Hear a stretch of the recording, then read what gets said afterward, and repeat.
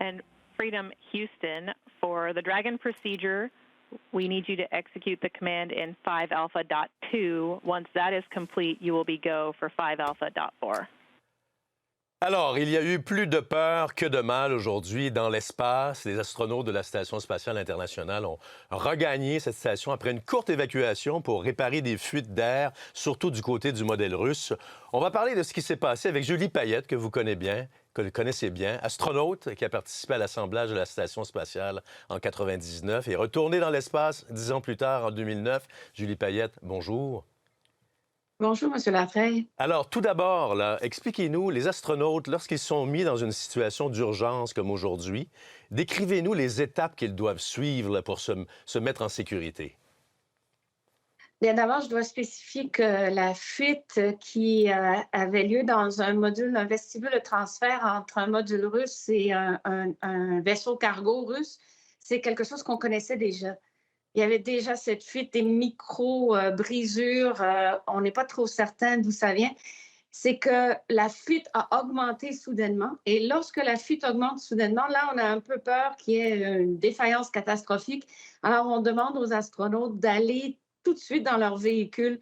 En fait, c'est leur véhicule de transport, mais aussi leur bateau de sauvetage si nécessaire.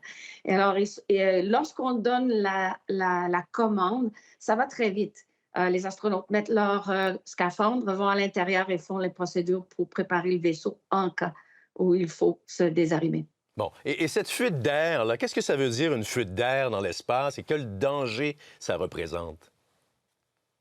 En fait, il y a trois choses qui nous font vraiment peur à bord d'un véhicule spatial loin de la Terre, et c'est le feu, l'émanation d'éléments toxiques dans l'atmosphère et une dépressurisation de l'intérieur. Si on perd notre air, on ne peut plus respirer, ça va mal. Donc, dès qu'on a des petites fuites, on a des manières de les détecter et de les réparer.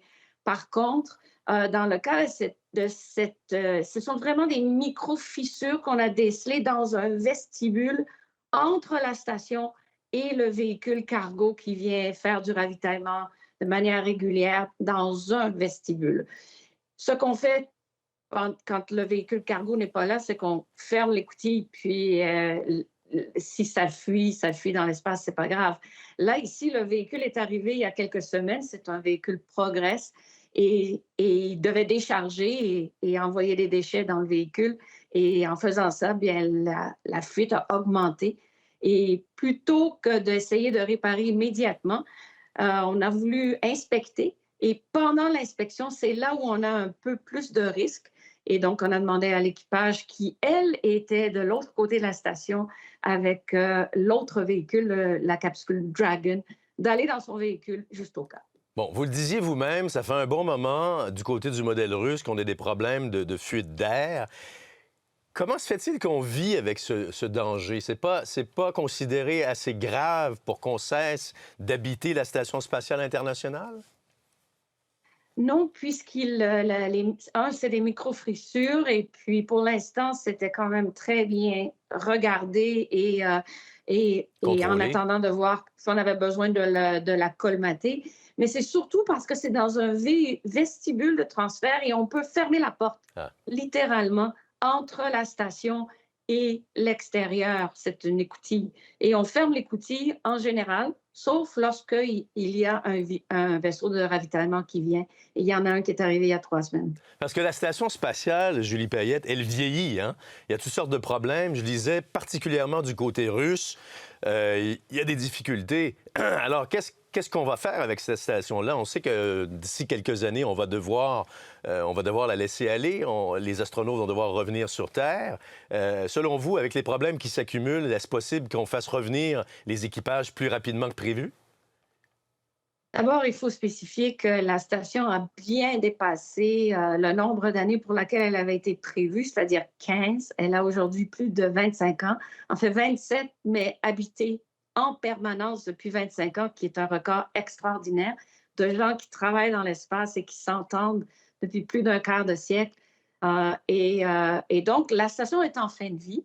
Par contre, elle fonctionne encore très bien. Il y a énormément de redondance dans les systèmes qui permettent de pallier à peu près à tout ce qui peut arriver. Et on n'est pas loin de la Terre, on peut toujours revenir s'il arrive vraiment quelque chose de grave. Donc, ça ne vous inquiète pas outre mesure, là, ce qui s'est passé aujourd'hui? Non, mais en fait, on trouve aussi que c'est un très bon entraînement, une fois que c'est passé, de savoir exactement quoi faire pour une évacuation rapide. C'est toujours une très bonne chose à savoir chez les astronautes et on pratique cela assez rarement.